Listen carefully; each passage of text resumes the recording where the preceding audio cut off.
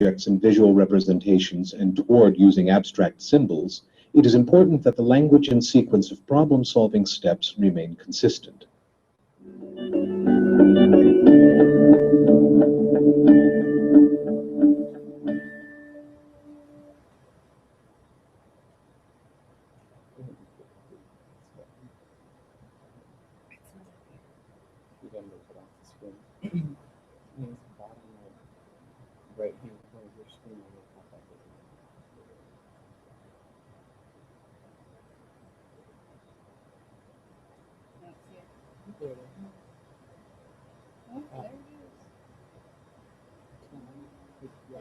Yeah.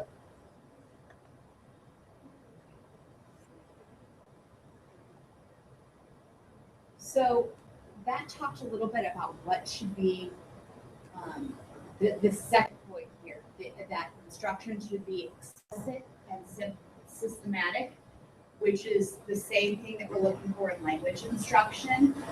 These are all recommendations from the practice guide about what works with students who are struggling with math. And we're going to go into several of those as we go on. Do you have any questions? I do have a question. Yes, go ahead. Like you say, there's two types. One is they struggle because they don't understand the words, or another one just because they don't get it, the math concept. Yeah. So if you, like say my son did well, like numbers, first grade, second grade, but then then third grade he come down, can I just conclude that he does understand the math and he just doesn't understand or how do you? I would say you probably want to dig a little deeper, and that's what I always try to do with my students. And it'll take me a while to figure out, okay, what is it that you're not understanding? But a lot of times, yes, that's the case. If you've gotten and they've understood and done really well and been really on it, and then they get into higher level math and they're stuck, especially if they're stuck with, okay, they can't get their facts fast enough or things like that. Those are typically things that we do see with dyslexics as they go into math, and there are ways to work with that that are helpful to get those kind of things out. There are exams out there like the California Achievement Test where they can test the math, and each one of those test questions are related to a skill. So if they miss a certain test question, you can figure out what skill that is and go back and remediate that skill. So if you're looking for what are the holes, right? There are some diagnostic tests out there that you can take to figure out what those holes exactly are. Instead of trying to scramble around and see, yourself, what are they missing? Yes. You can actually, there are some diagnostic tests out there that can help you. What did you say that was? The California Achievement. So the Learning Center used to use the California Achievement Test to figure out how to specifically remediate skills that are missing. I think a lot of the tutoring companies do the same thing. They use a nationally standardized test where they're testing a specific skill. If you miss that question, then let's say that's a fraction question. Maybe you don't understand fractions. It could be that you don't know your facts fast enough, or it could be that you really don't understand the concept of fractions. Which I think what I do when I'm working with students is use, I don't use that one, but I use, standardized forms as well as an interview. And so you put those pieces together and it gives you a good portrait of, and especially if you're working with your child, you can get a good portrait of what they understand just by walking through some of their work that they're doing with them to see what do you understand and what do you not understand, and just making notes, keeping a journal or a notebook of what they don't understand and what skills we need to work on, and then finding ways to practice those skills. It's very valuable. When you are teaching math and teaching them new skills, it's very important that you start with the concrete. When you're starting with the concrete, you're starting with actual manipulatives. So these are base 10 blocks. If I were going to teach like say I was going to teach subtraction with regrouping, you would start here to make sure that they understand every step of the way. So you would do some modeling of these are the steps that we go through. And then you would do some together where they're doing them with these with you. After they are able to do them with these, with you, you see if they can do them with us. Once they can do that, and they're feeling pretty confident about that, you're going to transfer them to the pictorial level where they're drawing a picture representation of these things and using their picture to help them make sense of it. Once they're able to do that, then you'll go to just the abstract where you just have the numbers and they're doing it.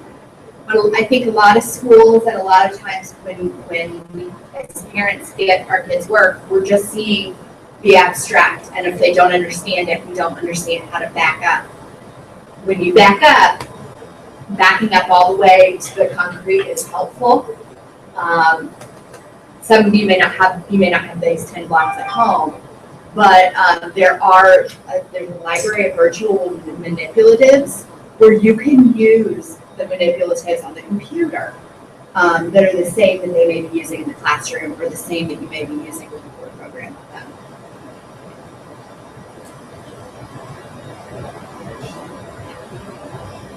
You might find most schools want to get the learning classes, and it might be something like that, like you could borrow. There's a website, Teachers Pay Teachers website. Yep. That they offer, you're probably familiar with that, where they offer all kinds of parents as well as teachers, free, some things cost. Yep. But you can type in what you want and they have things you can run off to make copies of that, and a lot of That are really nice. Yeah. So there's so much that you can find on the internet. This National Library of Virtual Manipulatives was one that I felt like was really helpful to be able to pull up some of those things. Especially if you've got an older student who's reviewing, they don't want to use the school box, but they wouldn't mind using something on the computer, maybe. Right. Too. Well, and you may not. Yeah.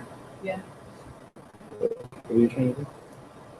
I don't see the mouse, and I don't see. It must be on the screen. Oh, there we go. Okay. Or your textbooks can sometimes have sites where you can pull up the manipulatives. So when they're struggling, make sure you back it up to having them have something to work with is the best. If you don't, even just pictures is more helpful. Okay, I'm gonna back that to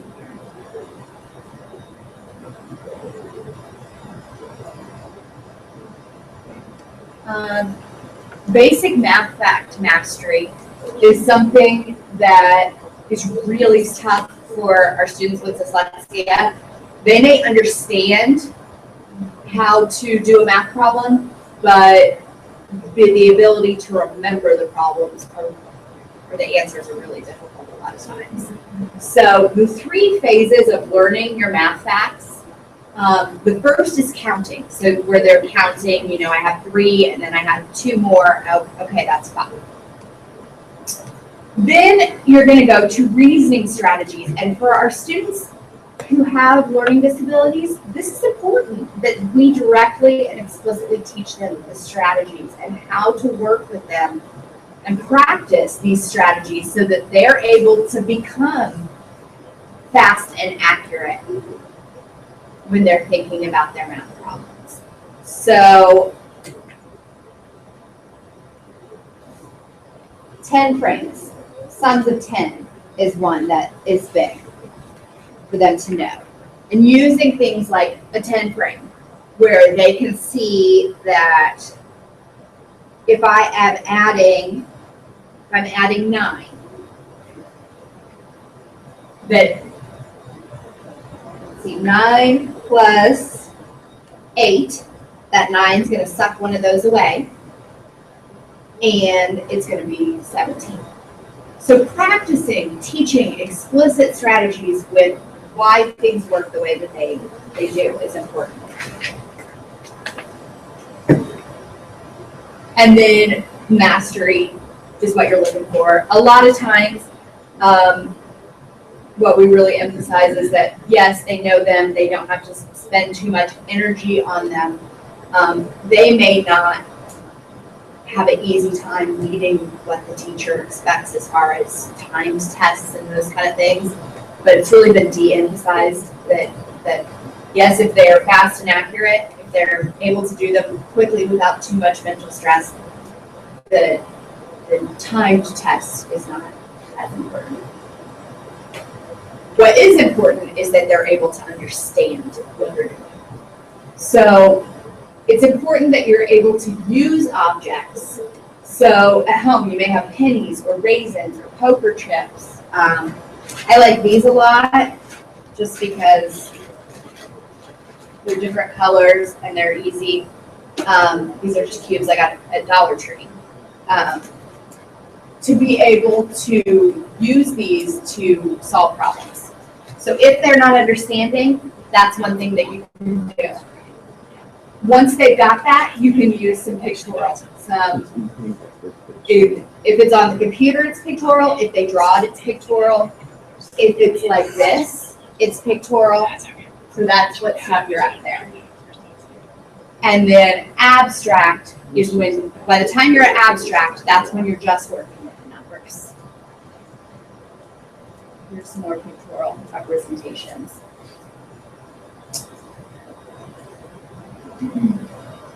Number grids are something that is really helpful to use with students. It's a really helpful resource for them to have to be able to see some of the patterns that work in numbers.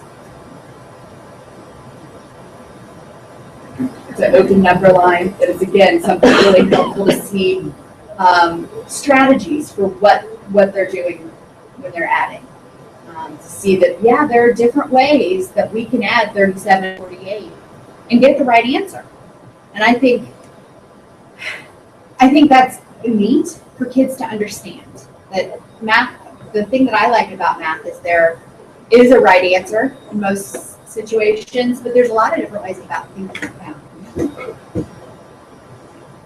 So here's some places you can get some virtual manipulatives. Teaching multiplication, you're going to do the same thing. You're going to start with concretes, go to pictorial, and go to abstract. And so what do you do when the kid, like, my kid has been in, she understands multiplication, and she can do manipulative, she can even like a picture and whatever, but when we get to just knowing the facts, the cold hard facts, oh my goodness, that is our nemesis. Like, Yes. that is kryptonite. Yes. This kid. We see that a lot, and I'm going to address that. So that you're going to start with concrete and pictorial for when your kids don't understand what's going on, can't explain it to you. But you definitely will have kids that they can explain it to you, but they don't have. Getting it to the abstract, getting it to be fast is really tough. So this is still the pictorial, how you would explain that.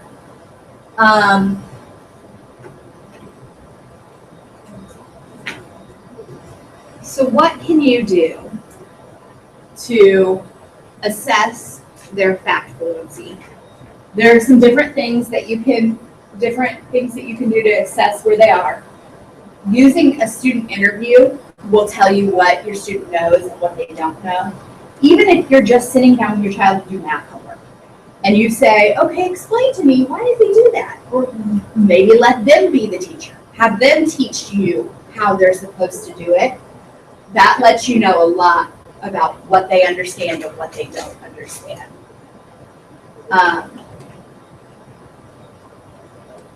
So those kind of things are helpful for progress. I have some of these here, and I can send them in emails. These are addition and subtraction facts in order of simple to complex, and you can keep a chart of what they know. And here's also a multiplication one that goes from simple to complex, where you can keep a chart of what they know. And it starts with what facts we introduce first, because there is an order that's easier for them to understand. Let's see.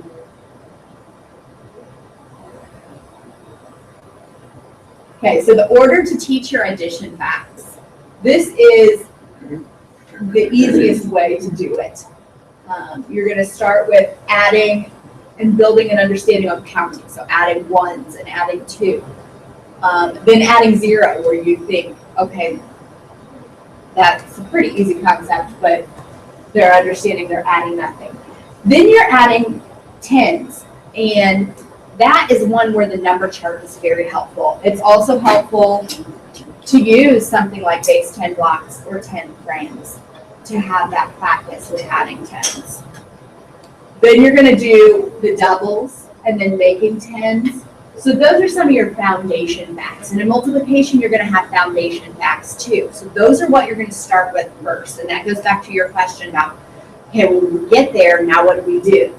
Make sure those are solid. And I'm going to show you some games and some things you can do to help practice those. Once you have those solid, you use those foundation facts to build that fluency and that confidence with the rest of the facts that are not there. So multiplication, these are your foundation facts: 2, 10, 5, 1, and 0.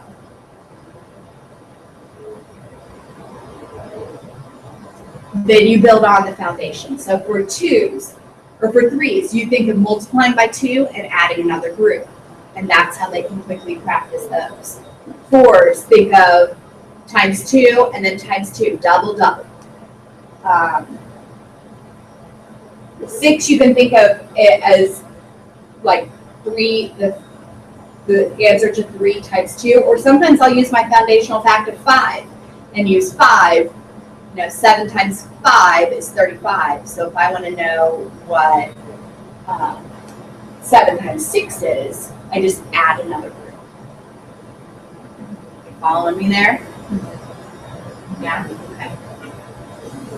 So these are some strategies that you can use to practice those. And I usually pick one strategy at a time. So, yes, go ahead. Do you do fact things? Because I know fact things are everything. I do that for my business. Three numbers that go together, like we got 7 times 4. So we do have a triangle, 7 times 4, and then the answer.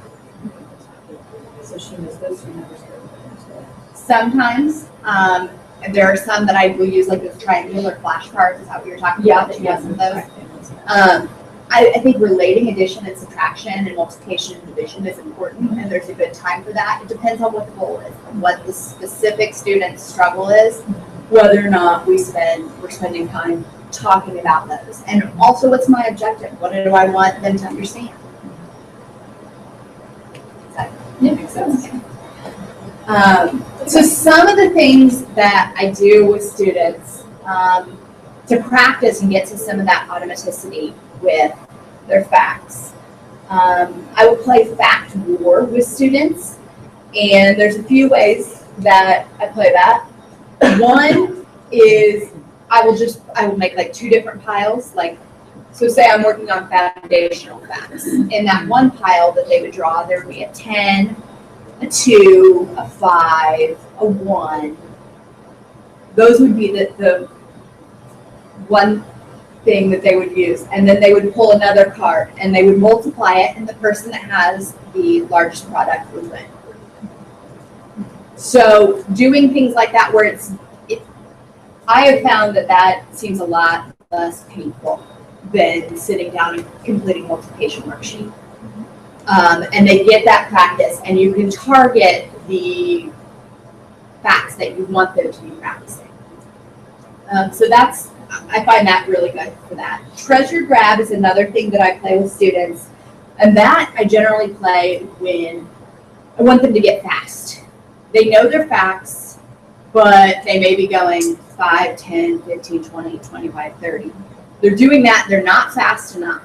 So then I will take, sometimes it's, a big thing of just cubes, or sometimes it is, I have fruit snacks here, or, something that they like, and I'll put it in the middle.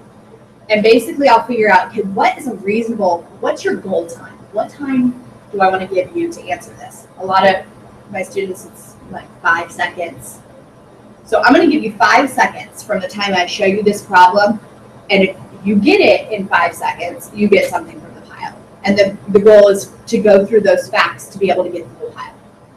And you just have to make sure that you're making it reasonable, that you're setting it so that it is something that is hard enough that they have to work hard for it, but it's also something that they're going to be successful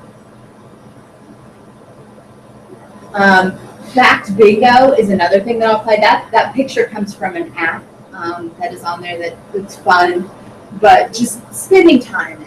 The practice guides recommend that you spend about 10 minutes a day is sufficient time to practice facts, but spending time daily, making sure that you're practicing your facts. And the thing about multiplication bingo and some of these other things that they may do online with students who really struggle, you want to watch what problems they're getting. Because you may be wanting them to do this for fluency, so that they're practicing those facts and getting automatic, but they may be giving them problems that they need to go back to the concrete, or they still need to draw a picture for. So you really want to watch that.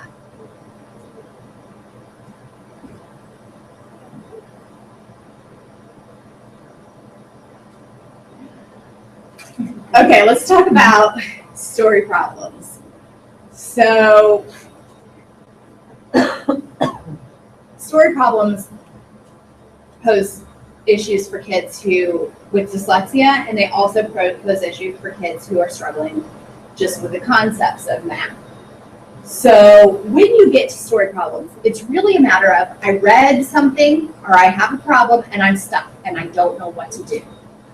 One of the things that has become much more in focus with Common Core Math is walking through this process of what do you do, how do you think about problems? So they're going to be asked to justify their thinking and solve problems more frequently. So they're going to use these skills to solve these problems. They should be taught that the first thing when you're getting a math problem, it's normal to think, I have no idea what to do to solve this problem. That's normal. That's what it's there for. That's what it's meant to do, is say, oh, wait a minute, I have to think about this. I have to figure this out. So I teach my students steps in order to solve problems. How do we attack this problem once we've read it or once we see it? What do we do? So the first step is always to read and understand the problem. So a lot of times students will read a problem and then they'll say, okay, we didn't understand it yet, so we'll read it again and talk about, okay, what are these questions that they're asking? What are they asking us to find? What happened in the story? What happened in this problem that's the action that we need to pay attention to? And also paying attention to and highlighting and finding the important numbers. So once we've found all that stuff, we say, okay, well, what do you think is going to happen in this problem? Do you think we're adding? Do you think we're subtracting? Do you think our number is going to get bigger? So that's step number 2. It's coming up with a plan for how we're going to figure out the problem.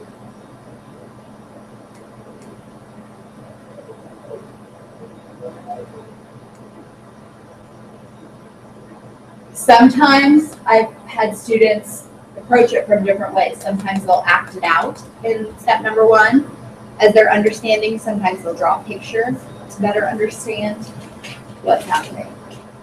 Then they're going to solve it, and then they're going to check it and figure out, does it make sense? Does my answer go back with what I thought it was going to be? And really teaching them that if they get to the bottom and it doesn't make sense or they didn't answer the question, that's okay. That happens. I think the most important thing to remember when teaching anything is that it all is going to depend. Yes, we want it to go from simple to complex. Yes, we want to fill in holes. Yes, we want to know what they know. But we also want to pay attention to the student teaching. Really get to know them, how they learn best, what they need to know, what's going to work best for them. I think that's what I always try to remember. Teaching is not one size fits all, it's one size fits. Okay, so that's all I have for you. You guys have any questions for me? I have a question. You use skip counting when you are trying to memorize facts. Does that help you to memorize the order, like 2, 4, 6, 8? That's an easy one. You skip counting. Skip counting 7 too, and learn that. Like we learned 2, 4, 6, 6. I think skip counting by 2s is good. I think skip counting by 5s and 10s is good. A lot of times I find skip counting by other numbers, it's easier to work on that foundation and build on the foundation of how they're thinking about the numbers than it is to skip count. It will depend on your kid. If you have kids that are very auditory and they're able to do that and they're able to get that down, they might be able to do that. I think you've got to just allow flexibility for what is working for you. Yes. So if you're bogged down into multiplication, like 3 years multiplication, when do you just finally say, enough is enough? We might still practice on this, but we might just move on. I mean, when do you finally just not give up, but just, because, she's in 5th grade and she's still stuck in multiplication where, we should be moving on to like pre-algebra things and, you know what I mean? Where, Absolutely. and the concept she has, she just can't make the facts. And so is there a time when you say, this is enough torture for this child? I mean, when do you let that go, do you think? I think it's a very similar question. I actually just talked to somebody that is a tutor about that recently. To when do we let it go that our kid's not reading? So we've gotten to the point that they're still not reading and we're supposed to be reading novels. So what do we do? And I think it's a very similar question. You want to kind of keep building that foundation, but you don't want to beat it to death. You want to build it in a way, so build in 10 minutes a day where you're working a program, you're working a system through, okay, your 5s now automatically. We're going to work on our 6s to get them closer, but make it 10 minutes a day. And then move on to math in other ways. Move on your other concepts. And as you hit those other concepts, if you need to have a calculator as an accommodation to get to that conceptually, that's okay. But you don't want to ever say, okay, but we don't care that that's hard, that you don't have your facts. You want to keep hitting those and keep getting them, but yeah, you can still move on. Because it's like, what's cognitively fair to this child when she can understand something so much more than this, but then when So you definitely still keep moving on. You just practice. You put those things in there as drills that you practice, but you do it 10 minutes a day and not more. Okay, thank you. Yeah. When do you like using apps that Zinnia mentioned? Because I think, we have lots of, even in the literacy side, the language arts side, there's a lot more apps out there that teaching Orton Gillingham.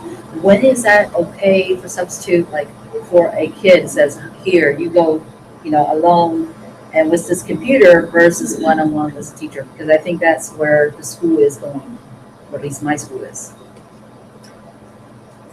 It depends. That's what my answer is a lot of times, because it's true. I think you have to be really careful when you're talking about a computer app. It's more of that one size fits all. It tries to differentiate, and hopefully it is. And it may be responding well to, okay, this kid got this answer wrong, so we need to go back and practice this. But I've also seen it where it messes up. So the solution to that is you have to have an adult that is monitoring that and using common sense. Using their common sense to apply to when does this make sense as something that's helping you versus you need something different, or it went off on a wrong path and I need to stop you. The answer, I'm just wondering if the school system says, hey, you We're know, going to put you on this intervention. It's a yeah, this is computerized a, intervention. I mean, and then you just keep on going to that where it's like, okay, you need this, so I give you this, and you're not making progress, and then you move on to the next grade, and then they give you more apps or something, but it's like the human resource is very limited, and they're always overwhelmed, and I understand that. But how do you, I mean, since now all our kids are a little bit lower level, I mean, I understand when you go to high school, I mean, at some point you just kind of, there's too much foundation to go before you go there. So maybe that point, there's no point of no return. But here, you know, like my son is 6th grade, there is still time. There is still, you know, that building that foundation, make sure, versus getting computer data and printouts, see, you know, where you at, what do you need. I mean, I just want to know how is there like a, I don't know, recommendation? I know you recommend some apps here and there, but is there a recommendation to kind of make the other side defense, like I would like a person to do this? Well, yeah, it sounds like you had a perfect one with saying, you know, we've been doing this and it's not working. I think that data is good. So you've been at tier 2 which is what I would probably call that, because that's just putting everybody on a big group of, this is what you work on. Well, this isn't working. So I think you have the perfect thing to say, hey, this isn't working, we're not growing. We still have issues. That's helpful because it might tell you where the issues are and where the holes are, but they've been keeping track of that data that you're not making progress. They're not keeping track. I mean, It's not no, there. They don't have any data. When I ask, you know, for everything, they don't have any data. I mean, I know this is math, but it's all of our kids are in a similar thing. So I may switch it to language arts because more struggle there. Essentially, he's the decoding at 2.8 grade level, and they want to put him on fast forward. And I said, what? You know, I mean, that's essentially just go into the computer and do something, you know, I don't want that. And they said, well, that helps decoding. I have no clue if it helps or not, but that's not, I don't know. I mean, I just don't know. They don't really show me what they're doing. And I think that that's a common thing that you're going to find with the schools, which is really sad. I have a son, my son right now is in 1st grade, and he's having some learning difficulties as well. And I know a lot about the law, and I know a lot about what to do to help out. But I also have been in schools, and I've been a teacher, and I've been in schools with intervention, and sometimes they don't have the people. Sometimes it really is not feasible. So sometimes you might want to really say, okay, here's my problem. This is a problem. It's not, we're not making progress. And see if you can sit down as a team and brainstorm. See if you can come up with something that will really work. See if you can get somebody to listen to you about that. And you might try this out. Yeah. So, okay. So sometimes having people come in from the outside will help too. I mean, that's what I do a lot of my life is I just say, you know, I go into schools and I work with their teachers, I work with their resource teachers, I work with their classroom teachers, and